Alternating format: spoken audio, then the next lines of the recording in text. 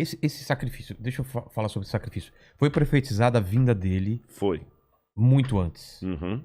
Então, isso que eu não entendo. Esses profetas, quando falavam que havia um cordeiro, que havia essa figura para salvar todo mundo, era Deus se manifestando nessas pessoas, sabendo que ele ia vir, ou ele induzindo essas pessoas a criarem essa figura e depois ele se encaixou nessa figura. Você entendeu a diferença? Entendi. Não, eu acho o seguinte, Deus, ele é aquele que assiste o filme e, sem ser chato, tem o direito de dar spoiler. Porque ele sabe tudo, né? Porque ele sabe tudo. Ele dá o spoiler. Então a profecia é nada mais nada menos que o spoiler de Deus. Não é exercício de futurologia. Não é como o presidente da IBM que falou que no mundo só teria espaço em 50 anos para 5 computadores. Tá. Errou feio, tá certo? Deus não. Ele apenas fala o seguinte, vai acontecer isso aqui. É como se eu assistisse algumas um filme. pessoas. Exatamente.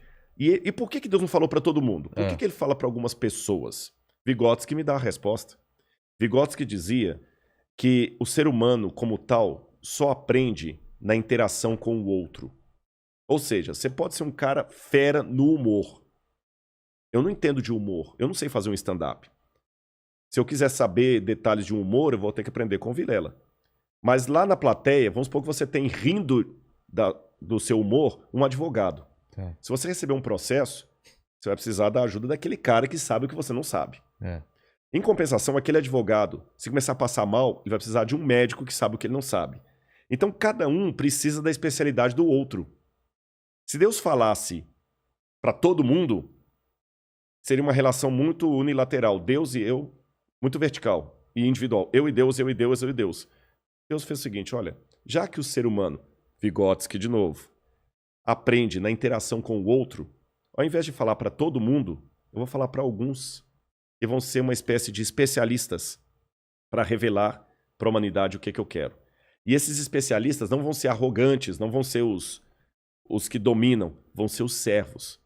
Aí que vem Isaías, Jeremias, Lamentações, e eu digo para você, eu tenho argumentações históricas para acreditar na profecia, porque veja bem, profecia bíblica, eu não vou ter tempo aqui hoje para a gente explorar isso, quem sabe no futuro, alguma vez, mas uma coisa que eu quero deixar claro para o pessoal, para a galera que está assistindo a gente, Vilela, profecia não é música de Roberto Carlos quando você está na fossa, qualquer uma conta a sua história.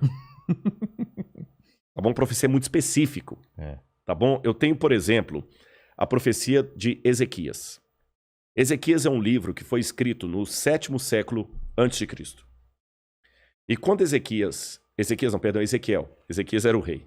Ezequiel, quando foi escrito, havia até um professor de Yale que dizia, não, isso aqui é um livro do período do 1º século, a invenção, não teve nada do que Ezequiel falou, nem cativeiro dos babilônios, nem nada. A arqueologia provou todo o livro de Ezequiel. Houve o cativeiro, o livro é da época que ele fala, etc, etc, etc.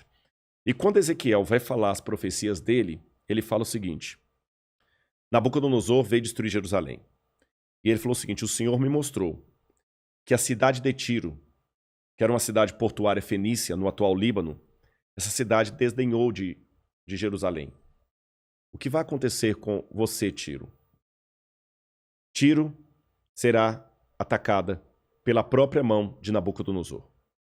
Depois ele fala, multidões subirão até você. Primeiro ele fala de um rei que é Nabucodonosor, que ia atacar Tiro. Depois ele fala, multidões virão contra você, porque Tiro se juntou com Nabucodonosor para debochar de Jerusalém. Essas multidões vão pegar as pedras de Tiro, vão jogá-las no meio do mar para testemunho. E além de jogar no meio do mar, as pedras de Tiro se transformarão no enxugadouro de redes. Depois que Ezequiel fez essa profecia, Nabucodonosor se volta contra Tiro, destrói a cidade. Depois de Nabucodonosor, vem os gregos. E Alexandre entre eles. Alexandre destrói todas as pedras de Tiro, joga no meio do mar para fazer um istmo, um aterro. E com o passar do tempo, Tiro se transforma numa vila de pescadores. E se você for hoje até o Líbano, você vai ver pescadores enxugando as redes deles nas pedras da antiga Tiro. E a profecia falava, as pedras de você serão lançadas no mar e você virará um enxugadouro de redes. E a Babilônia vai desaparecer. E vai virar apenas um covil de abutres e tudo mais. Quando ele falou isso, Tiro era como se eu falasse assim, São Paulo vai desaparecer e Nova York vai desaparecer. Uma coisa que é impensável. E você vai lá hoje no Líbano, você vê a profecia cumprida. E Babilônia ficou tão desaparecida que só foi redescoberta a partir das escavações de Henry Layard e depois de Robert Coldway, em 1860 e depois em 1899. Até então, ninguém nem sabia... Que é na região do Iraque. Que na região do Iraque. Ninguém nem sabia onde ficava a Babilônia. Eu dei apenas um exemplo muito pífio, mas eu podia dar vários outros de cronologia, profecia. Até Isaac Newton. Pô, caramba, Isaac Newton era um gênio.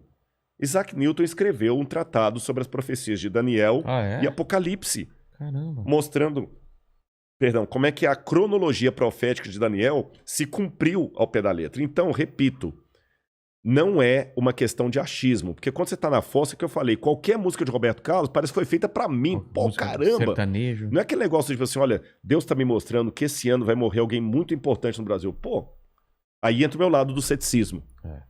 A profecia é muito certa. E Deus profetizou aos profetas como Cristo viria, quando ele viria.